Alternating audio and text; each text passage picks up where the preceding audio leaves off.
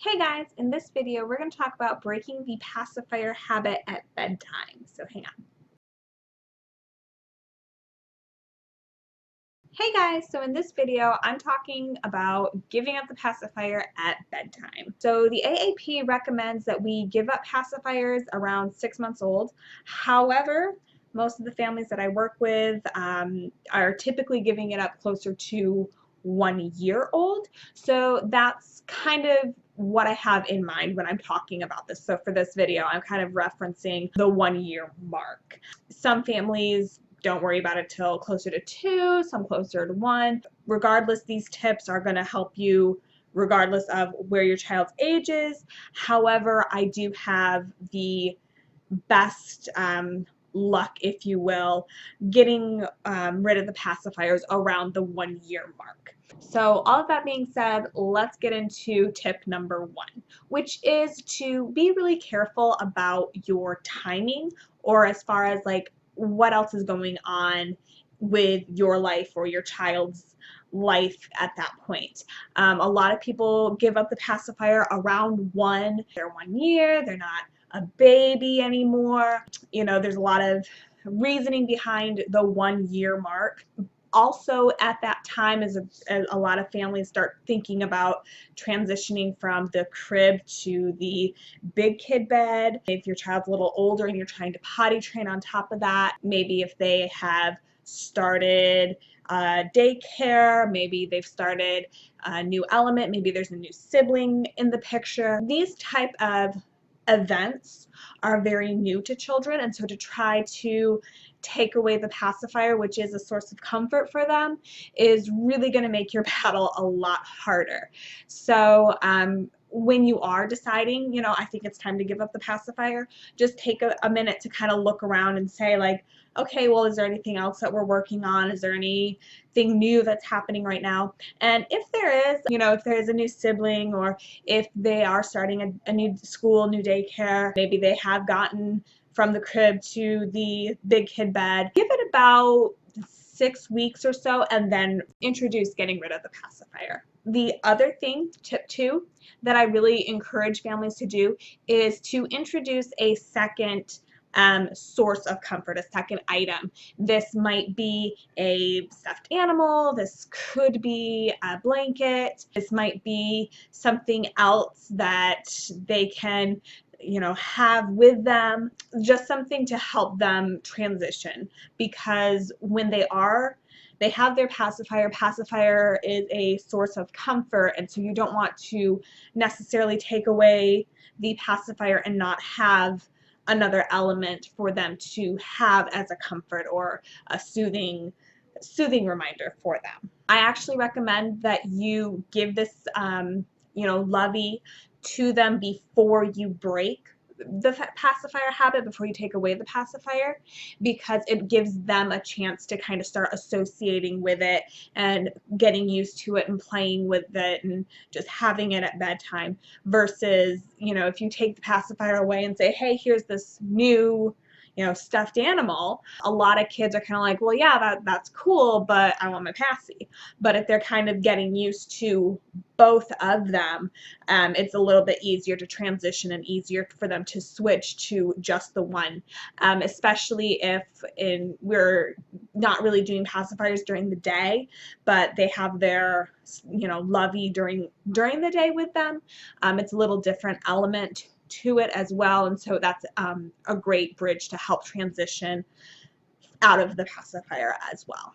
Going into pacifiers and all of that, I do recommend that you are PACI free during the day first, and we do have a video about that where I talk about breaking the pacifier habit during the day. I approach it very much with 2 different times in mind: daytime PACI and nighttime PACI, daytime and bedtime habits, if you will. And typically daytime habits are easier to break than the bedtime habits. That all being said, I typically wait 3 to 5 days or so of your child being PACI free during the day. And when I'm saying PACI free during the day, what I'm meaning is they haven't really asked about it, they're not really caring about it. In fact, I've been in some situations where the child just kind of hands me the PACI in the morning and just is kind of like, oh, okay, no, and it's not even a big deal. So once I've hit that point with the child, I know that bedtime is close by as well, because they're starting to understand that it's not as necessary as they have previously perceived it to be. So focusing on bedtime habit first is typically a better way to go about it. And once your child has been PACI free for 3 to 5 days, that's when I start working on it at nighttime as well. I approach it really casually. Once I put them in their bed, you know, they have their lovey that they've already been kind of getting attached to. And I don't really make a big deal out of it right away, as far as, you know, oh, no pacifier right now. You know, I let them be the ones to ask for it. I've had some kids that don't say anything at all about it. I've had other kids that don't even let me completely put them in their bed before they're like, wait a minute, where's my PACI? And then I have some other kids that kind of toss and turn for a little bit and then kind of are like, hey, now, where's my PACI? I want my PACI. Those first couple of days that I'm working on breaking that pacifier habit, I'm very inclined to not make it an issue and say, oh yeah, and just play it off like I've forgotten it. Like, oh, I'm so sorry, I forgot. Here you go. There's your PACI. And just kind of be very casual about it. And then that's when you'll just go back to the morning during the day.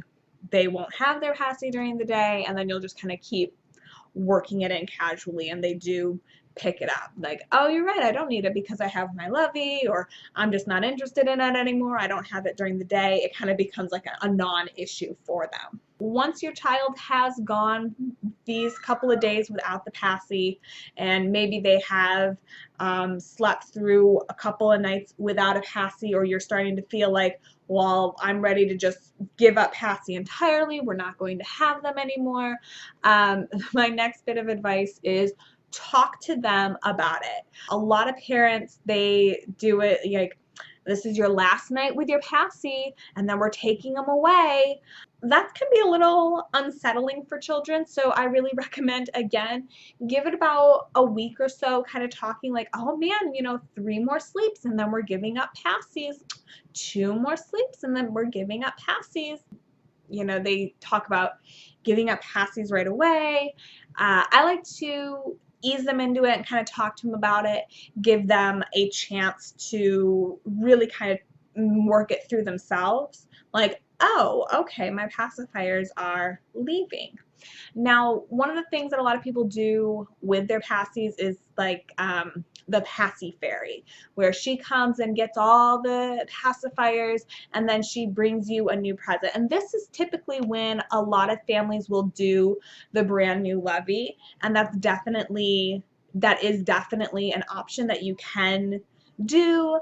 I've had some success with it, but I tend to have more experience with a lovey that's already introduced to the child. It really is your call. Some children are definitely going to respond better to receiving the special lovey from the PACI fairy over already having a lovey. Some children might do better being integrated with the lovey, with the PACI at the same time. That's going to kind of come down to a parental judgment call on which one will work best for your child. However, one of the things that I do like for the PACI fairy to do is for the PACI fairy to bring the child a new cup of some kind. This is also a great time to start introducing maybe more of a big kid cup. Maybe you do have a sippy cup with a favorite character. I'm huge on characters and things that they like, colors they like, but introducing a new cup that kind of helps them transition from pacifiers. It kind of helps bridge, like, oh wow, I have this new cup and I can drink my water now. I can, be a big kid without necessarily saying like, you're a big kid now. So that's how I kind of handle breaking the pacifier habit. Again, there are a lot of different methods that you can use. These are simply the tips that I found more successful over the years, and the reasons why I found them successful over the years. That all being said, leave me a comment. Let me know what tip or trick has been your favorite for breaking the pacifier habit.